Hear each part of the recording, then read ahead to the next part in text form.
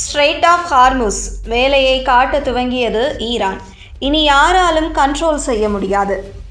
உலகின் முக்கிய கச்சா எண்ணெய் போக்குவரத்து வழித்தடங்களில் ஒன்றான ஹார்முஸ் நீரிணையின் மீது ஈரான் தனது கட்டுப்பாட்டை வலுப்படுத்தும் நடவடிக்கையில் இறங்கியுள்ளது.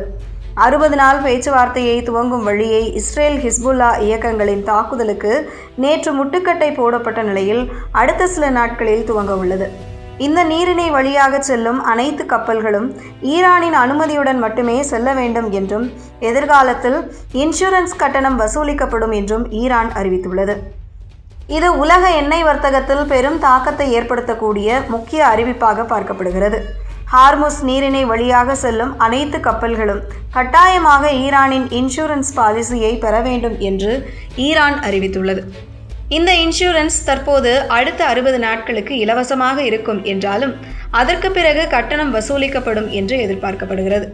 மேலும் கப்பல்கள் ஈரான் நிர்ணயித்த பாதையை மட்டுமே பின்பற்ற வேண்டும் என்றும் வேறு எந்த மாற்றுப்பாதையும் அனுமதிக்கப்படாது என்றும் ஈரான் தெரிவித்துள்ளது. இந்த நடவடிக்கை ஹார்முஸ் நீரிணையின் மீது ஈரான் முழு கட்டுப்பாட்டை நிறுவுவதற்கான ஆரம்பகட்ட பணிகள் என பார்க்கப்படுகிறது.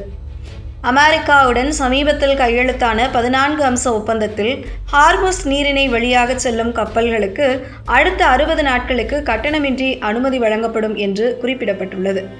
ஆனால் ஈரானின் சமீபத்திய அறிவிப்பு இந்த ஒப்பந்தத்திற்கு அப்பால் தனது அதிகாரத்தை நீட்டிக்கும் முயற்சியாக பார்க்கப்படுகிறது. இந்த நடவடிக்கை ஈரான் தனது பொருளாதார நலன்களை பாதுகாக்கவும் எதிர்காலத்தில் இந்த முக்கிய நீரிணையின் மீது முழு கட்டுப்பாட்டை பெறவும் திட்டமிடுவதாக கருதப்படுகிறது. ஹார்முஸ் நீரிணை உலகின் மொத்த எண்ணெய் ஏற்றுமதியில் குறிப்பிடத்தக்க பங்கு வகிக்கும் முக்கிய வழித்தடமாகும். இங்கு ஏதேனும் கட்டுப்பாடுகள் அல்லது கட்டணங்கள் விதிக்கப்பட்டால் உலகளாவிய எண்ணெய் விலை உயர்வுக்கு வழிவகுக்கும். குறிப்பாக இந்தியா, சீனா போன்ற நாடுகளின் எண்ணெய் இறக்குமதி பாதிக்கப்படக்கூடும்.